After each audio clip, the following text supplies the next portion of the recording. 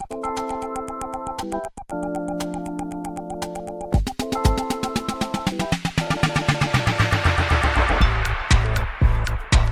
guys, welcome to another episode of the Technology Show, where our experts translate geek into regular speak. How do you feel about mixed reality versus virtual reality?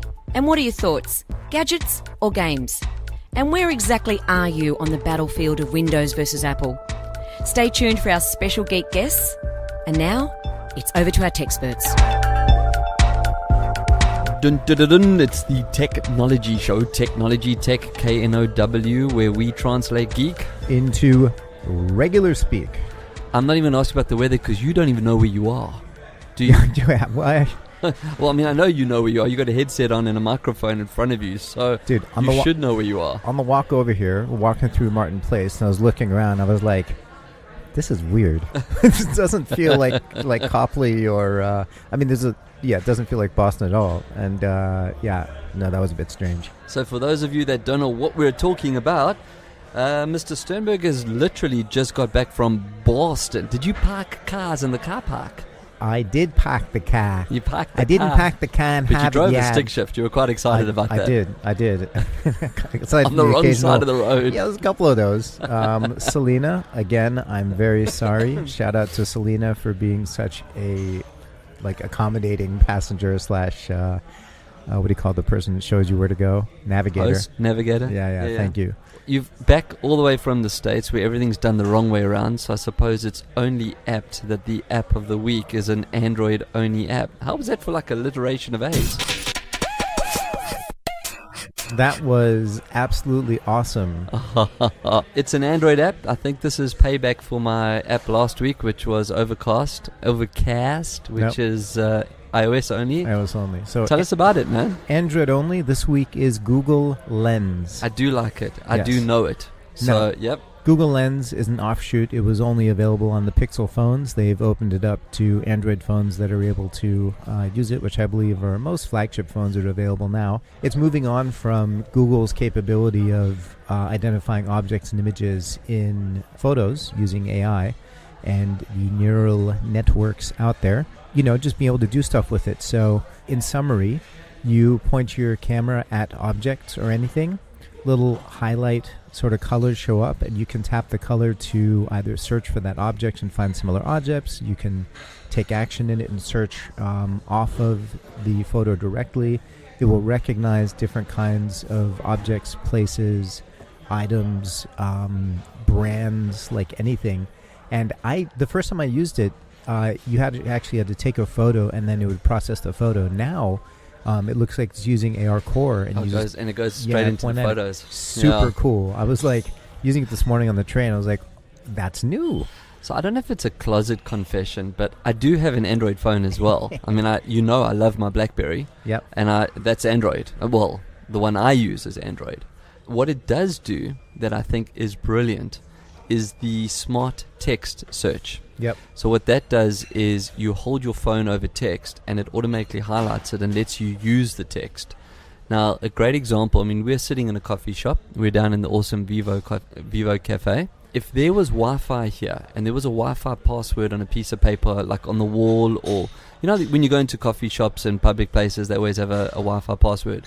With Lens, you'd actually be able to hold your phone up, capture the password, and paste it into your phone's settings. That's right. So, is that necessary? No. Is that cool? Hell yeah. And look, some of those passwords are actually long, and they're funny characters, and they got 3s as E's and 1s as what's that little mark with the dot, exclamation marks, and so on. So, I like the smart text feature, and I actually have used it.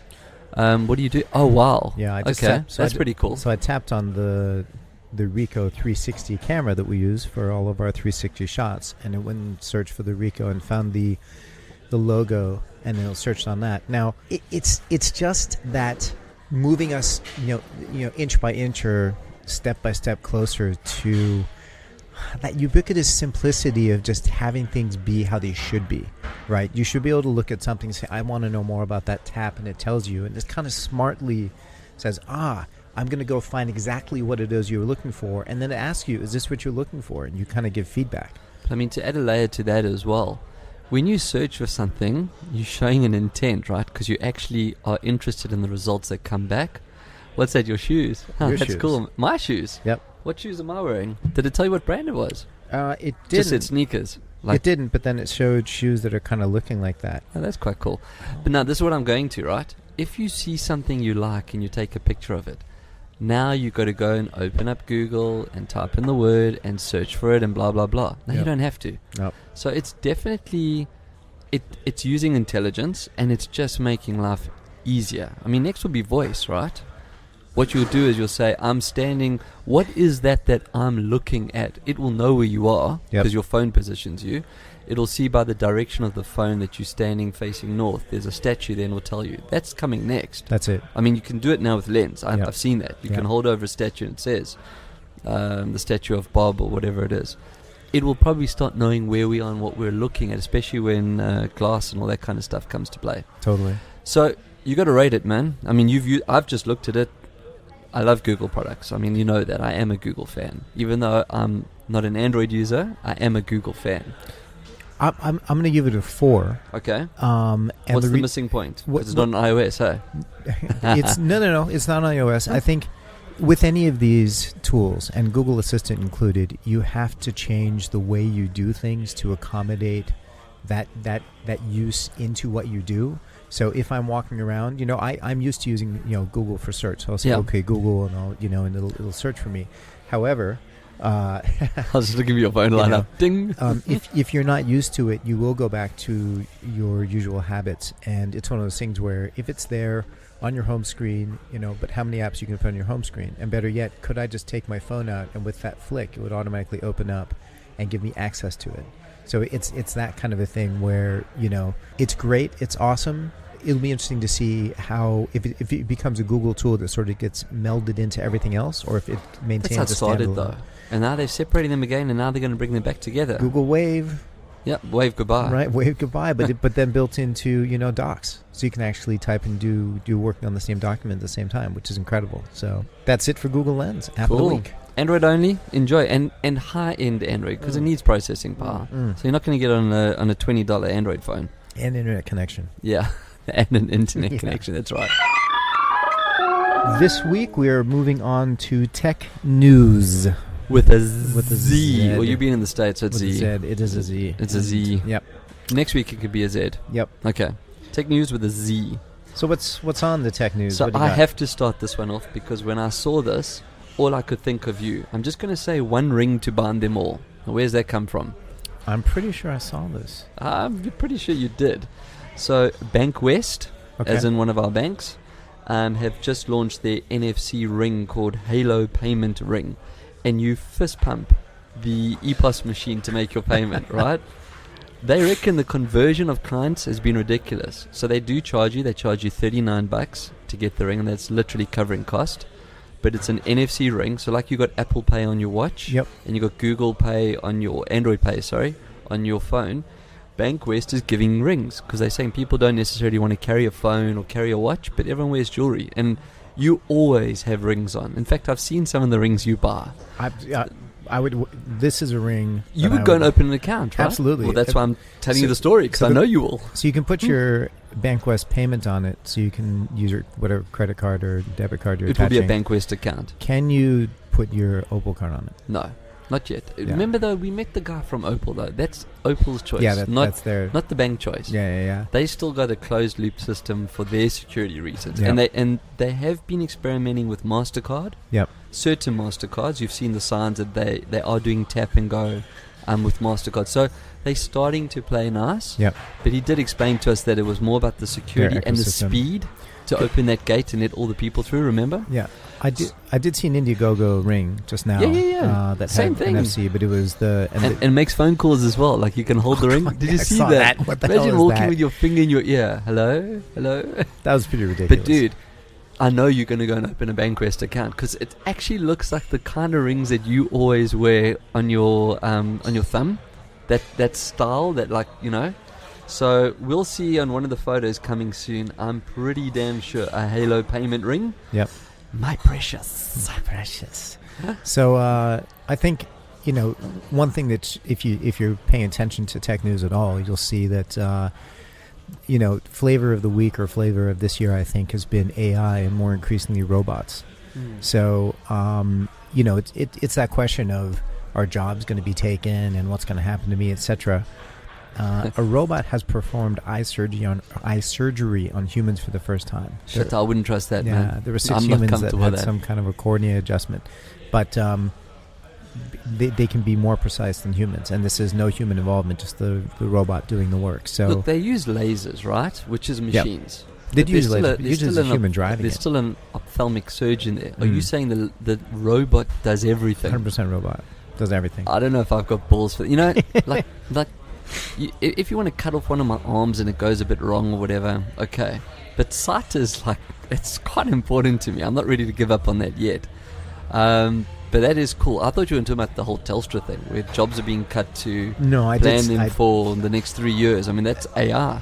Was that as well. They're deploying AI and cutting jobs. I found another one that also I had to say, because I know you're going to be happy, but the mighty Amazon have announced Prime will now be available in Australia. So you were moaning about that the other day. Remember that they cut off being able to buy in the American store? Yep. And I must say, they really are taking the war to eBay. They're coming in at $49, first month free, unlimited 2-day delivery of Amazon Local and Amazon Global Store. Now, they were a little bit cagey about what we can and can't get from the States. So it's a case of read up a bit more. 1,000 ebooks, 1,000 ebooks, Prime content, the videos and that, yeah, including Battlestar Galactica. I don't know. No, The Expanse. Yes, that is on there. The Expanse has been picked up, and because Netflix didn't renew it, right? Sci-Fi Channel. Okay. Yeah. And there was something else. Oh, for Cade, Fortnite. They give you the Twitch, which comes with extra Fortnite skins and shit and that inside there as well. But $49, okay, a year. That's not big money, and you're getting content. So even because the initial thought I'm thinking of is, how much do I actually order from Amazon? And the answer is probably nothing, or one thing a year or two. So why would I pay $49? But if you tell me I can get 1,000 ebooks, I can watch content, I can get access to all kinds of Twitch and stuff as well. So there's digital content, and then I can get free delivery. Now all of a sudden I'm thinking, well, it's only like $5 a month or $4 a month. $4 a month. A week. No, a month. $49 a year is $4 a month. So, it's a coffee. So I had Prime in the US. I know, that's why I found the article was to... And it was great. But there's a but coming.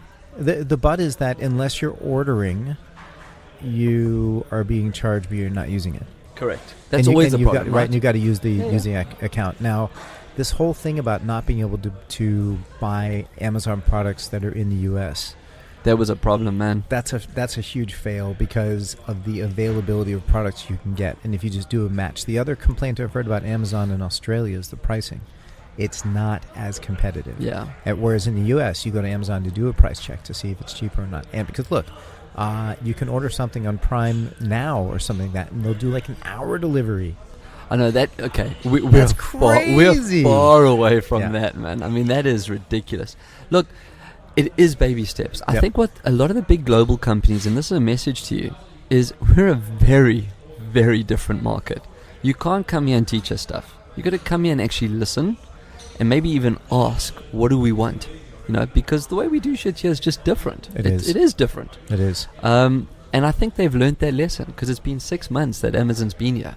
And there's been there's actually only been negative press, bad pricing, no Prime, no US. In fact, they made a statement a month ago or something, no more ordering, full stop. They actually blocked the IP addresses. Yeah. I mean, that was just, eBay must have been roof on fire. Yeah, I mean, I've got friends that do stuff on Amazon, so I know that they've said that, look, Australia is an absolute, they're here. But they're going to do it slow and easy. They know what their market is. They know that it's not an if or a when. It's just how. The Prime launch, they said, is one of the biggest prime launches they've done insofar as what they give you with the content, with the movies, with the 2-day delivery, etc. So you're saying jump on, right? Well, does that mean we have to get a Kindle Fire stick to watch? No, right? you can watch it through your account. So you can just watch it and then stream it. Okay. I don't know. Playing around. We'll have to try it out. It sounds like technology. Well, you say an Amazon account. You know some people at Amazon. You said so. Ken Chang, hook us up. So hook us up, man. Let's answer those questions. So switching gears or turning to a cube. A cube? Yes. Rubik's Cube. Rubik's Cube. A machine has figured out how to solve it all by itself. And the reason why I saw that, I feel dumb. You will know. How hard is it to solve it? I mean, you see these 42 kids. moves. Well, okay, maybe. I don't know. But no, it is. It's 42 moves. But the thing is that it's not just a simple twisty twist. Like, this thing does a calculation of exactly what colors are where, and then it solves it and gets it through. Yeah. Now, what's crazy is I saw this video of a kid juggling Rubik's cubes and changing the color. I know, I saw that as well. He's got the world record. Now that is nuts. Don't you feel stupid? I can't get more than 3 sides on that thing. Look, when that kid can speak Vietnamese, Chinese, Japanese, and English, and rap in all 4 languages, fine, I'll feel stupid. But until then, bring it. Bring it, Chinese Rubik's Cube kid. Challenge accepted. Okay, so E3, which is the big gaming convention, was on last week. Okay, next. Okay, so we're not gamers. But there is something to speak about here, and that is the dance craze of all kids and even like adults. Oh, here we go. Where'd it come from? Fortnite. Now, my cousins, right? Are they doing it as well? My nephew sends these videos. He sends me like Snapchats, right? Really cute. Now, there's this one where this like their hands go side and the front and the back, and like everyone does it. They all do it. I know. Like it's moved on though now. You got to get the moved on. No, I know. I saw it. It's the latest one. Now, all I'll say is, I have not seen a fad get picked up so, like globally. And it's because of games, though. Huh? Is that what you're getting to? It is, yep. And that tells you Fortnite. Everyone is on it. Yeah. All these kids. I'm kind of tempted to download it, but it's actually not a bad game. But you need to have time, and you can't be a noob, quote unquote. The problem is Australia is now actually recording games and game dependency as a mental disorder, as an addiction. I saw that. Yeah. The WHO. Yeah. This is the World Health Organization. They're calling it sorry, it was WHO, not Australia. But it is an addiction. I cannot get Cade off his machine. It's an addiction. And then if I do, he jumps onto a tablet to carry on. Yep. You know, it's mad. It's because of FOMO. And it's because there isn't like a global kind of like, look, when I was a kid, and I think you as well, like I had Nintendo and I, won the games and flipped them all the time. We'd buy a game, my friends now would go downstairs, and within 8 hours we'd win it. Castlevania, whatever, Legend of Zelda, like we just cruise through it after I finished my homework. Yeah. I could not do it. And so like I got really good at doing my homework. Yeah. Because I was like, I'm going to go play the games, right? They're online the whole time. Yeah. I mean, I even got a message that this little guy was playing during school because his iPad's connected and he figured out that he can get past the VPN. I mean, Yep. Anyway, what you else? What you else, man? My last little bit of news is yet again MIT doing cool stuff. New technology can see your body through walls. Ooh. So they can create you can walk through a wall. I start thinking of military there straight away. Yeah, I mean, you got your guys out sniping. No, totally. So you look like a stick man. I saw this movie, The Commuter, when I was on the plane today, and they had this, the heat signature where you can see through the wall and see the person. Then they had a policeman who had a special beacon so that you could outline who the police was with a different color. Okay. So if you got like a sniper and you to hit the right person, this one is not a heat signature. It's actually doing some kind of a I can't even be that smart. Body thing. So I've got great news for all of us. On WhatsApp, we're going to be getting adverts soon. Isn't that fantastic news? Sorry, it uses radio frequency. Radio frequency. Radio frequency, man. Radio frequency. What's the frequency? You still stateside. So the original founders of WhatsApp have now, the second one, there were 2 of them. The second one has now left Facebook as well. Yep. It's cost them $1.3 billion to leave. I think it was like 400 on the one and 900 on the other. Remember, they did get 22 billion 4 years ago. So 1.3 billion is not such a bad price to pay, and I'm sure they've made 1.3 billion over the last 4 years anyway. But I have to just put the middle finger up to Mr. Zuckerberg yet again, okay? Because he goes, in the agreement, Zuckerberg rather, not Zuckerberg, no, Zuckerberg, that's better, stipulated that they could leave at any time and be paid out in full, but the small print said that they would actually have to sue in order to not lose the money. And both of them have turned around and said, you know what, it's 1.3, we got 22, see ya. The point that I'm making is, he's just a nasty little hobbit. He really is. In fact, this episode we're going to call it The Hobbit because it's in honor of him. You know, it's not nice to talk about people when they're not here to defend themselves. He's welcome to come here and visit us anytime he wants. It's an open invitation, Zuckerberg. You're welcome to come.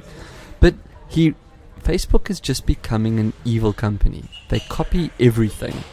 They hardly innovate. They acquire and then don't do anything with it. And then they tell you need to sue them to enforce a part of your contract. Yeah, really? that's kind of ridiculous. So, middle finger to you guys. Anyway. Still use it. Yeah, you will, and so will I, and so will everyone else. And that's the problem, though, right? Is that they know that. So they're going, well, we don't really care what you say because you're already entrenched and your entire world's invested here. So thank you. I have one last thing, and this is local, and that's why I don't want to leave it out. In Adelaide, they have done a driverless shuttle launch for public road trials. So the Flinders University, which is down there, they've been working on this for 5 years on an autonomous bus, and it's a last mile type concept. So from the station to your home, or the last mile. They've called it the Flex, the Flinders Express, which I think is pretty cool.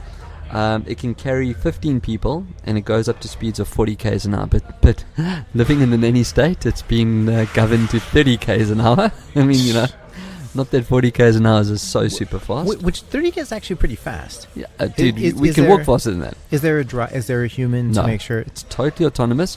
At the moment, though, they do have actually, I want to find the right word. They call them not an observer, a chaperone. Yeah. So they're going to have a chaperone on the bus, just to keep people calm and explain the tech. And are they sitting behind the wheel? Nope, they just stand. There is no wheel. It's a shuttle. And they don't. But it's not tracks. It's a proper autonomous vehicle. And they're now testing it. It only runs like a mile, or what's that, 4 kilometers, 5 kilometers.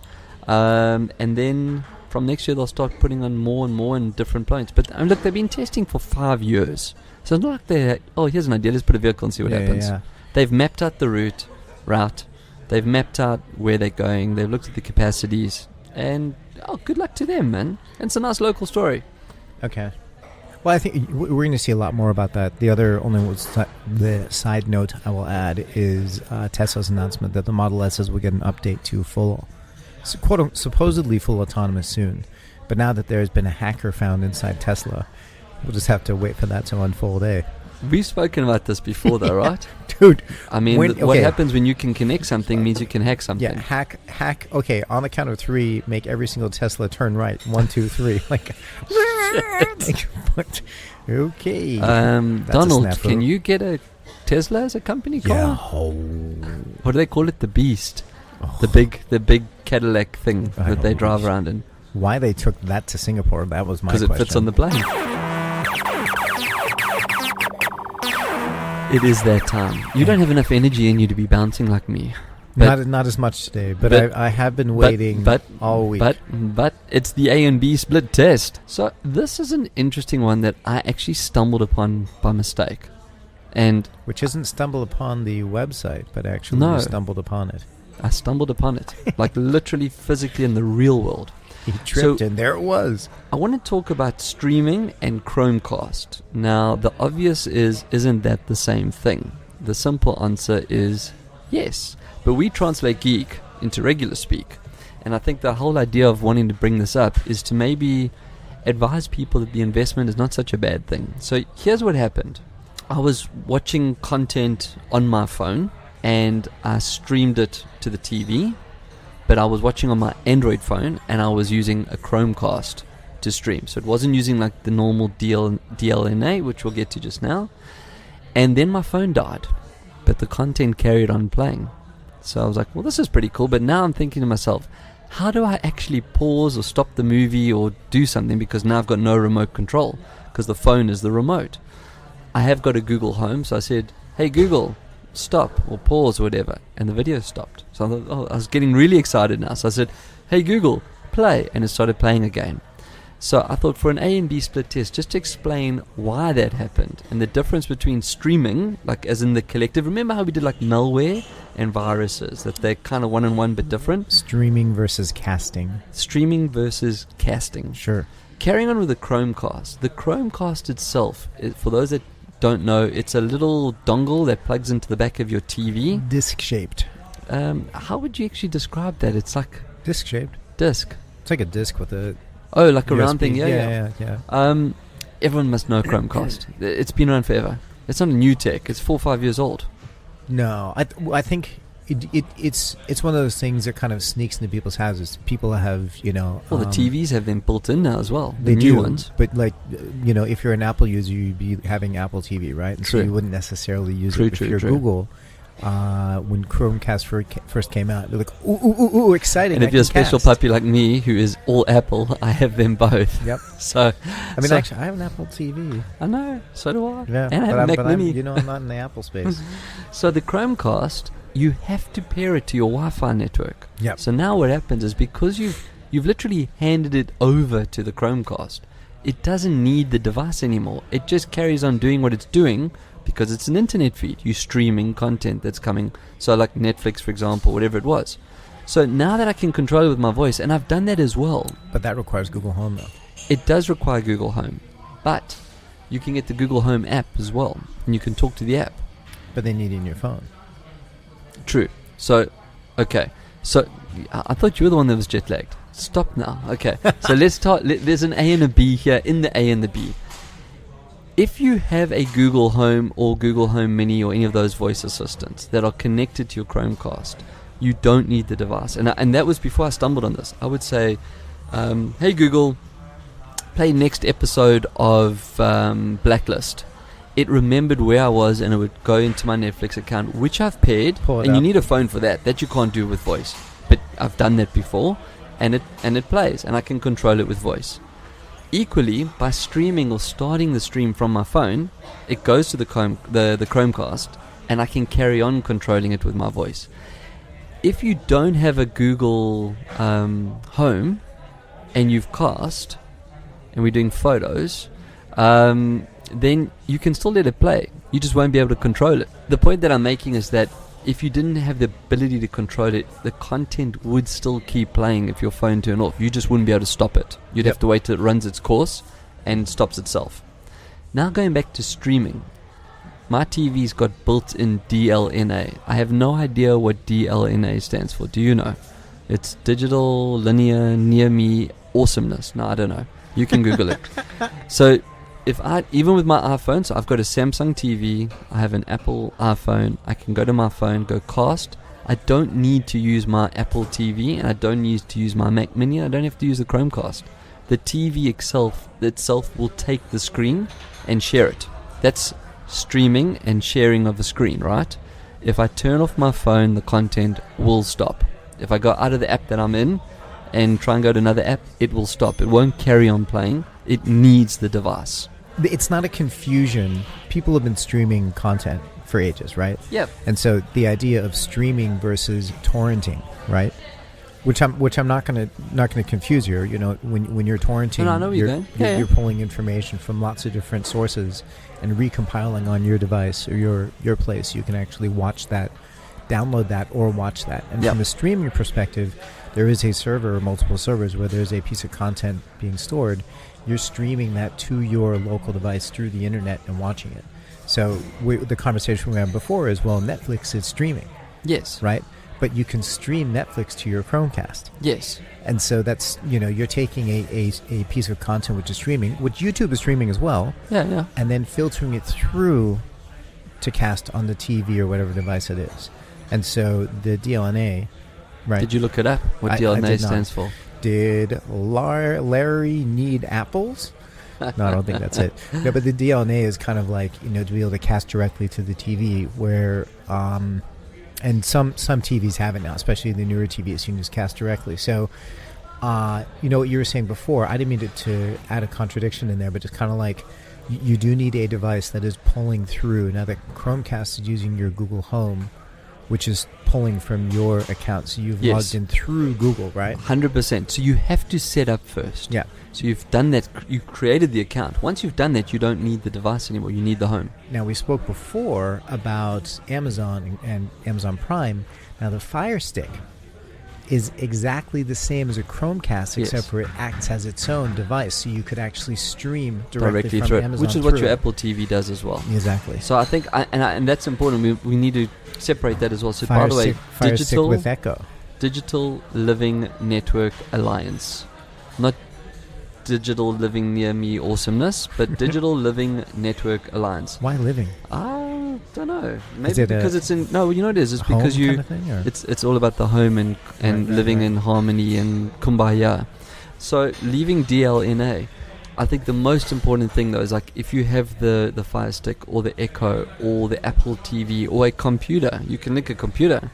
You're using that device. I'm talking about just casting, where you sit there and you throw. I think, who is it? It's Sony talks about throw. So on all the Xperia devices, they don't cast, they throw to the screen. Right. And any Bravia TV, which would automatically pair with a Sony phone, has a throw component. Totally. But if you turn the phone off, content's gone. And you can do a screen share, so whatever you're seeing on your phone, you're seeing on the TV. I'm saying with a Chromecast, you do exactly the same thing as well.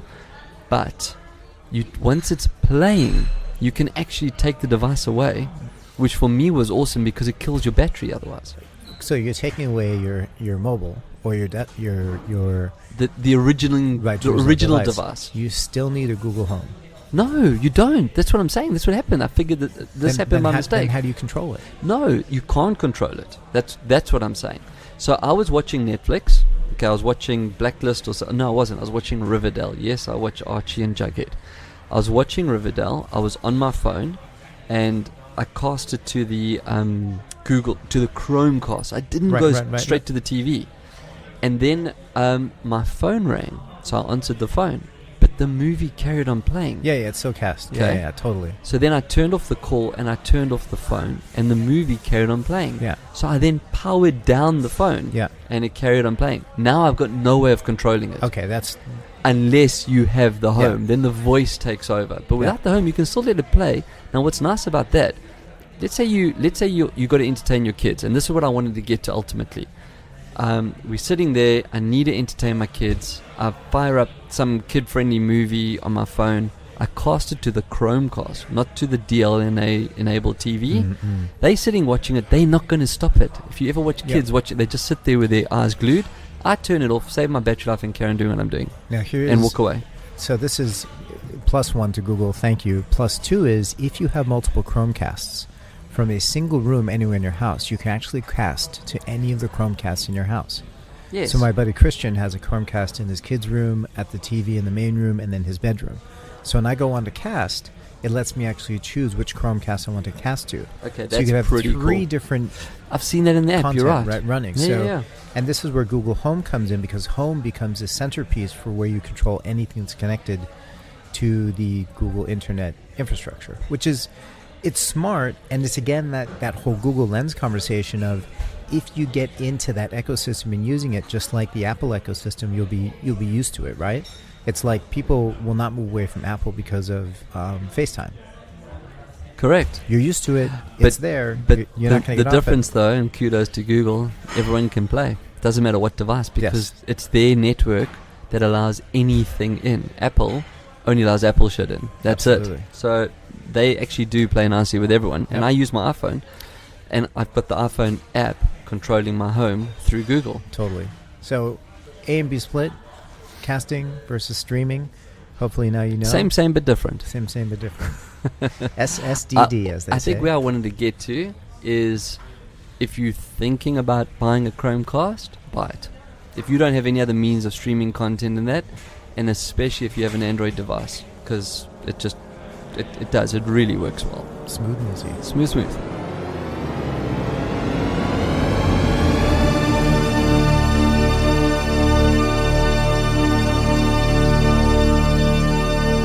We don't have a guest this week, so we're actually going to wrap up with the XR. I don't think we did XR last week because we had a whole XR show, right? Yep. I mean, VR show. We did. With Rebecca.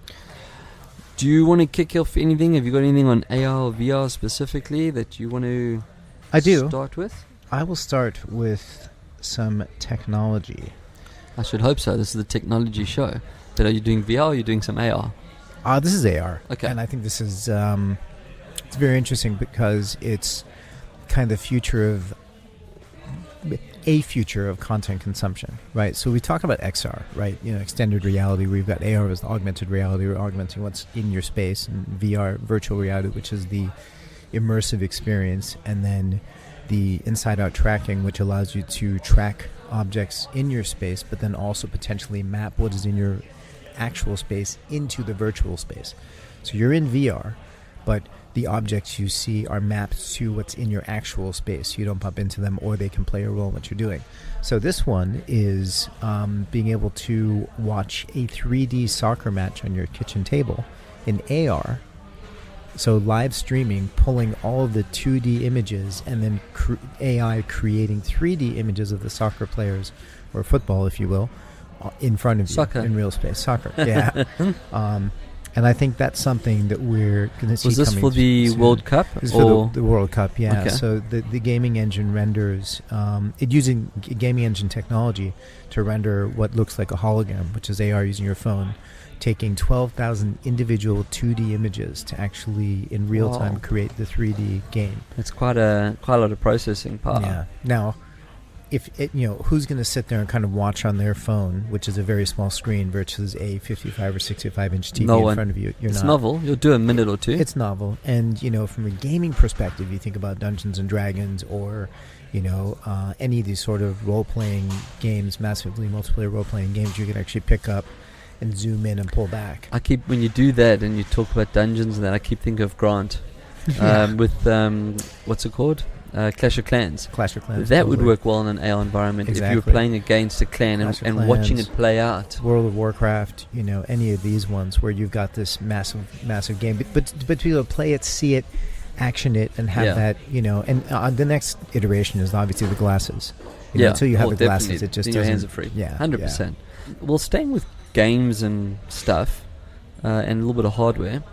There's a company called there's an app called Golf Shot app. So the Golf Shot, like taking a shot in golf, they've just included Golf Scope AR. I'm going to assume you're not a golfer and you don't play golf, and you probably haven't played golf at any serious level. Was that a bad assumption? Not seriously. Do you know what a rangefinder is? Yeah, no. Okay. Have you ever used a golf cart where it shows your distance to the pin, like in a screen? Yeah, nah. Okay. So my assumption was good. You are correct, sir. So going around chopping up grass with steel weapons is not playing golf. When you play, the hardest part of golf is knowing how far away you are from the pin. That's the golden question. The caddies, if they're there with you that know the course backwards, will say approximately 140 meters. You then work out which club. The later editions is manually you can get a golf scope. It's like a telescope with crosshairs, and you aim it at the top of the flag, and then it shows you how far. If you're driving around in a golf cart, a lot of them now have GPS positioning. It shows you where you are on the screen and where the pin is and how many meters, and it's pretty damn accurate. What these guys have done, they put AR into their app. So you can use the app to give you all the information about the hole and the notes and the scoring. When you turn the phone from portrait to landscape, it moves into AR mode and now starts to show you wind speed, direction to the pin, all these things. So having your own digital positioning scope with you wherever you're standing, because that's the other problem, is when you're standing behind a tree in the woods, there are no markers. There's nothing for you to see against. So this AR scope will solve that because it's mapped out the whole course. So for a golfer, it's definitely a great way of using augmented reality and bringing in all kinds of data points that you would want to know when you're standing out there. Adobe, sticking with AR, is a sponsor of Festival of the Impossible, which is using AR to do different things. Artists using their AR capability. We spoke about their software before, but this one, Project Aryeh or whatever. Yeah, they had beds where when you hold up your phone, you can see sort of cartoon Sim City style figures sleeping in it, with their dreams playing out above their heads. And I thought you were going to go a different route. No. But the reason I thought of you is that some of them dreamed of giant spiders, and others were dreaming of the nightmare that a computer couldn't stop buffering. Oh. This is me though, man. I know, dude. This is your Like nightmare. my life. Is like, dude, my computer. Yeah. I just thought of you. I was like, perfect.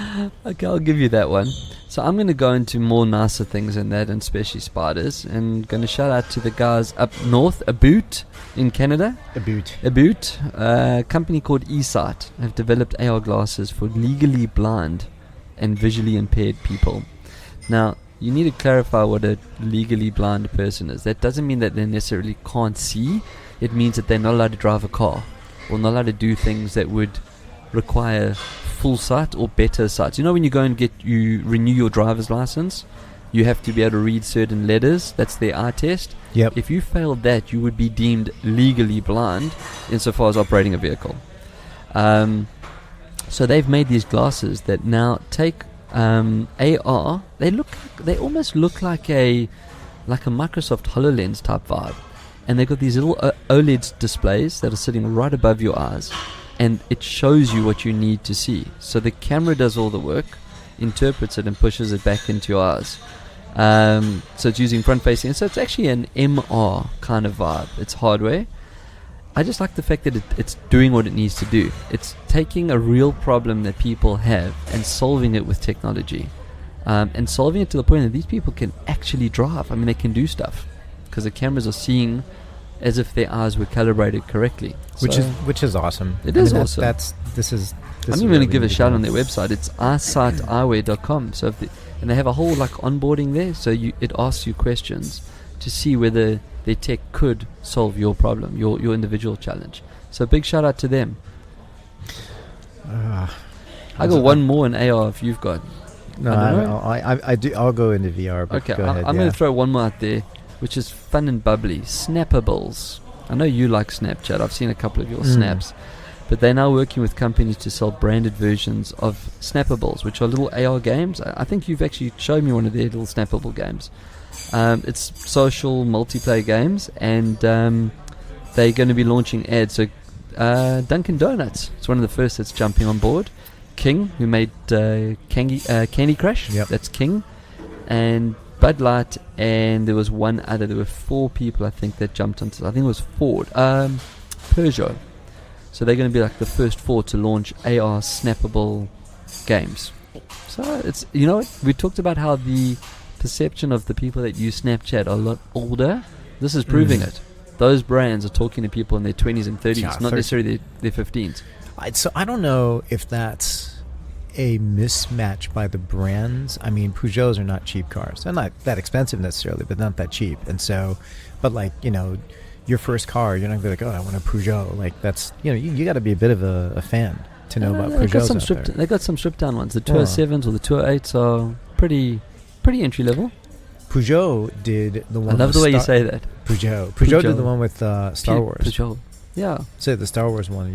Now I was trying to figure out. They did a Billabong one, which is a good local Aussie brand. In fact, they did it in South Africa. You got the Billabong with their logos and sorry, not Billabong, Quicksilver. Yeah. But Peugeot did a Star Wars AR experience. Yes, that's right. So they're going after their market, right? So there we go. Snappable makes sense. Totally. Yeah. No, I just got to say. Somehow, and I don't know when or where it happened, but when I was in America, not this trip, but when I was a kid growing up, and back then, Dunkin' Donuts was not a thing.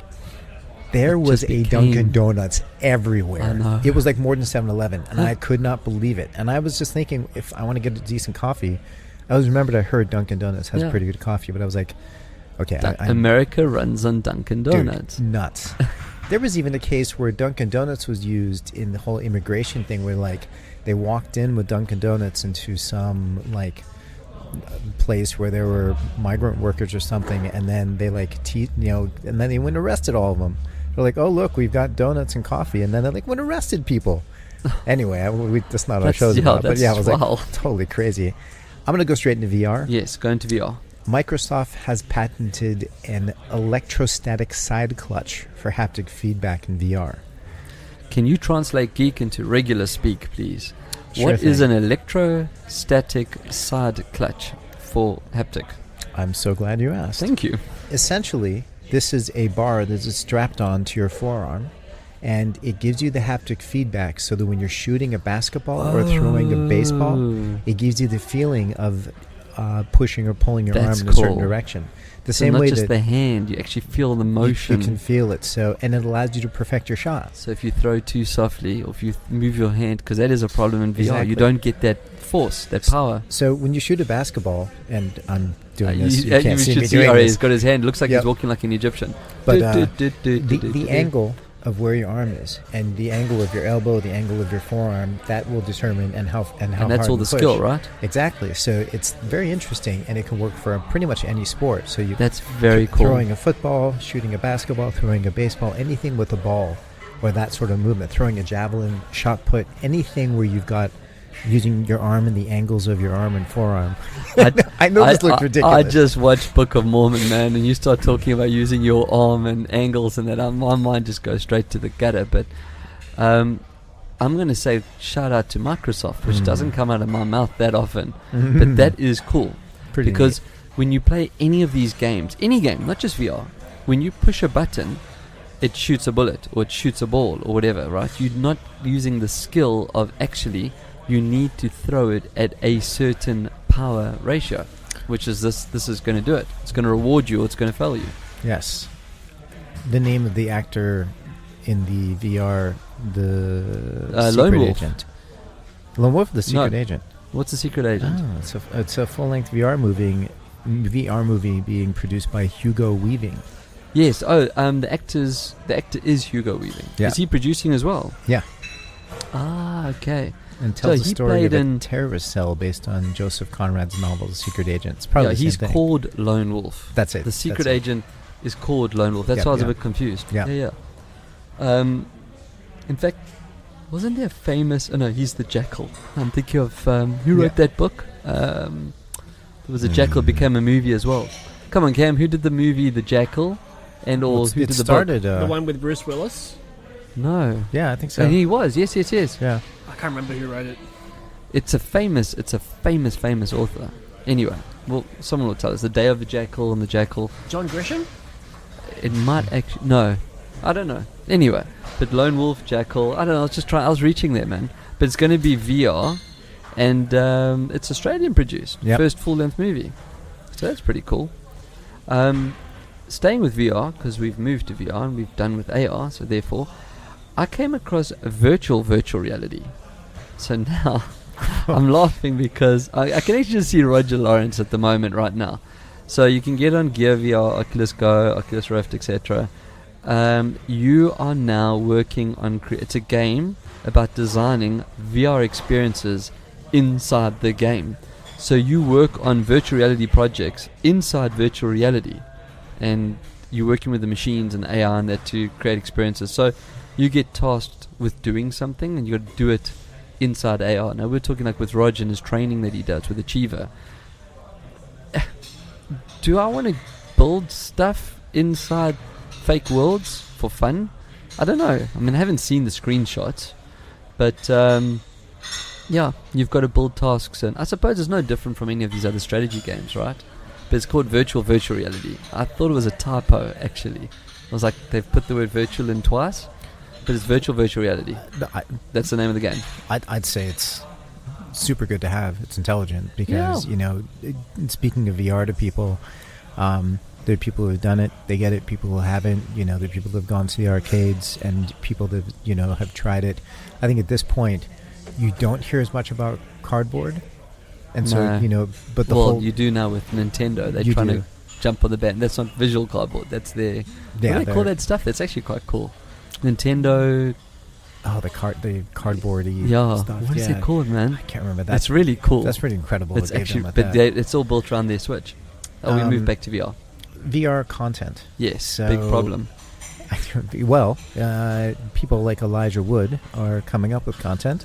This was at E3. Yeah, so he's launching a very scary-looking horror game, which is a psychological thriller. It's his film studio Spectre Vision.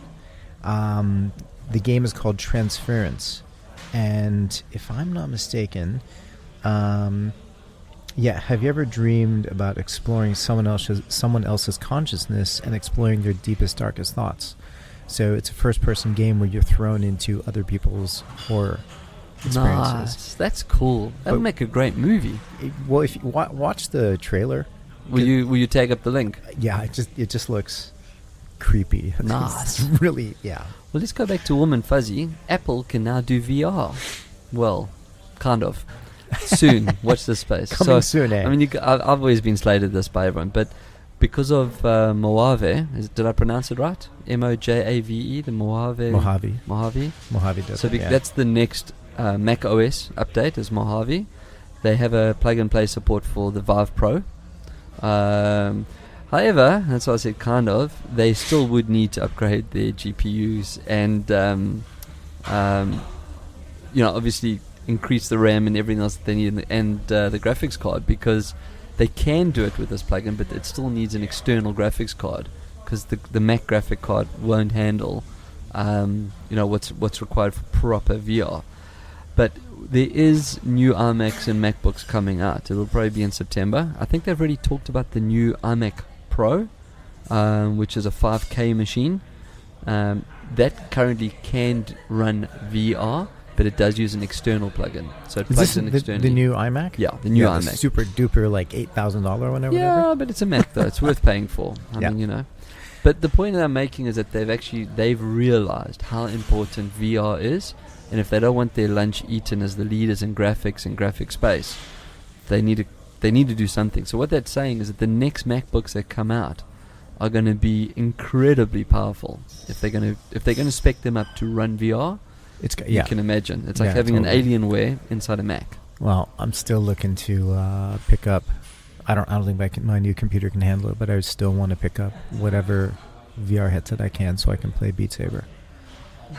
So my last contribution. Someone please send him a Beat Saber We're just headset. going to get into it. My last contribution to this discussion is the new museum in New York City partners with a collective called the Motherlode to produce a VR experience called, wait for it, Lube River. Lube River. It is undoing the stigma around sex toys. Oh, so you become a quote-unquote sexplorer riding a vagina-shaped gondola down a river, and you get to play with sex toys.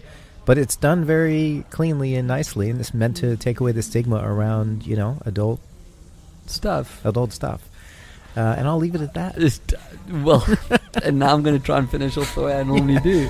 You can't What's beat it that called? with a Sex bat. lube. Lube what? Lube River. Lube River. Even that just sounds Yeah. wrong. To quote Brooklyn Nine-Nine, that's the name of your sex tape. And on that note, till next time, keep your screens clean and your knobs shiny. Thanks for listening to our latest episode of The Technology Show.